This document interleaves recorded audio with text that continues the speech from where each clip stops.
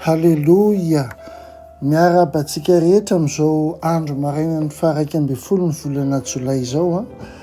Tratra soa ianao eto amin'ity fandarana mahafinaritra anina saza ity.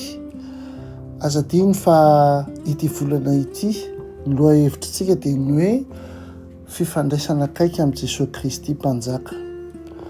Androany dia faly amin'ny miaraka aminao eto ary misy lohahevitra izay hitantsika hoe tena ilaina piarina eo amin'ny fiainantsika. Amaky tenin'Andriamanitra tsika dia hitantsika eo amin'ny Exodosy 2:15 izay milaza hoe aza miankohaka eo anatrehany na manompo azy ireny fa izao Jehovah Andriamanitra ao dia Andriamanitra saro-piaro. Amen. Ny lohateny raisintsika androany dia ny hoe ny fifandraisana akaiky tsy mampirafy. Ny fifandraisana akaiky tsy mampirafy.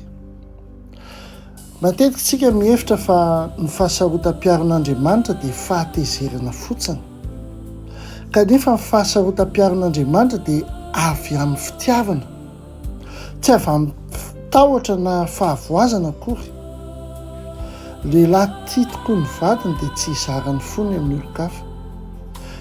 Tsy noho izy mifikitra fatratra fa satria ny fitiavana marina dia tsy mety hampirafesana.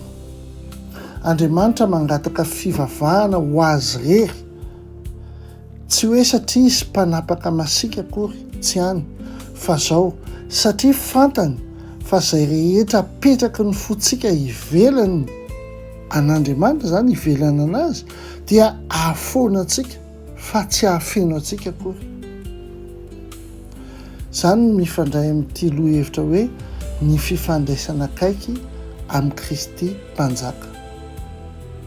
Tsy azo atao ny toetra tanteraka ao amin'ny fifandraisana anankiray raha mbola misy hevitra miafina amin'ny zavatra hafa.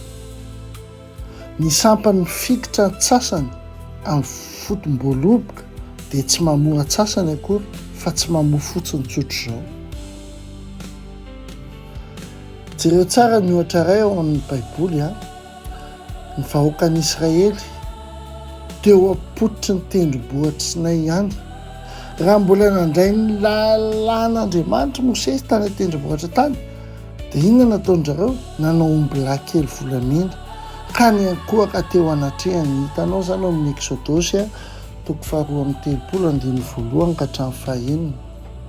Tsy hoe nolavin'izy ireo mihitsy akory Andriamanitra, fa naniry zavatra hita maso zareo, mampitony azy hoe azo fehezina eo anilan'Andriamanitra fotsiny izy ireo. Izany indrindra ny fandriky ny sampy ankehitriny. Tsy hoe manolo an'Andriamanitra ny fomba miharihary zareo fa mipetraka moramora eo akaikiny azy eo, mandra-pahazahoany ny toerana rehetra. Mila mitandrina isika amin'izany zavatra izany fa fitaky ny devoly ny sampy. Jereo koa amin'ny ohatra andavanandro, ny olona mampirafy dia tsy mahalala fitiavana lalina na ray mihitsy amin'ireo olona izay irahany. Ny vokatry ny fizarazaran-tsaina dia mahatonga fifandraisana tsy matotra mihitsy. Toy izany koa ny amin'ny lafiny ara-panahy, ny fozaraina eo amin'Andriamanitra sy ny sampy dia tsy mahafantatra tsara na ny ray na ny hafa.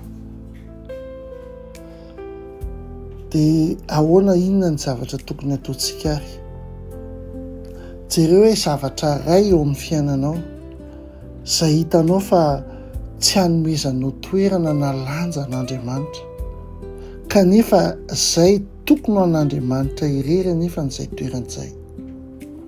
Lazao mazava eo anatrehany androany zany ka angatao aminy ny handray io toerana io.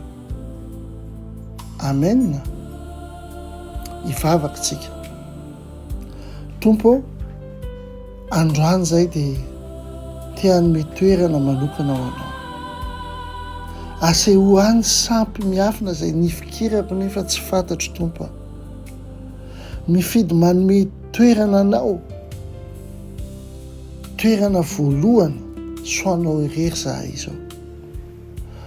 Oka ny fanatrehanao amino ahy ary ho ampy tanteraka izany. Ary eoka tsisy zavatra hafa ahaka fototra amin'ny toerana tokony hanao irery ihany, amin'ny anara-maherin' Jesosy Kristy. Amen. Amen. Tsara ny tompontsika. Teniny tsara hoe za tsy hampirafy an'Andriamanitra hoe. Dia Andriamanitra ny fiadanana ny ombanao ary iny tokoa fahasoavana sy famindram-pony anaraka anao amin'ny andro rehetra izay iananao ary toetra andro lava ohatran'ny Jehovah ianao. Ampitiavana be dia be Dr. Rina Telesforiani.